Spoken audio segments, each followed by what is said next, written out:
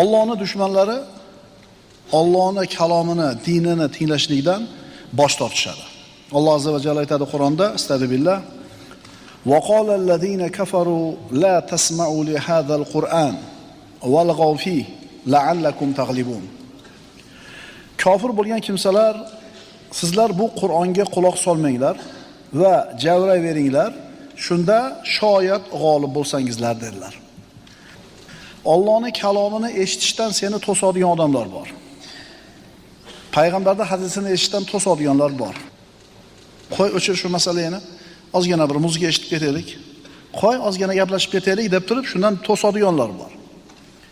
Ilm majlisdan to'sadiganlar bor. Zikrdan to'sadiganlar bor. Dinni buyurgan amallaridan seni to'sadigan, chalatadigan odamlar bor.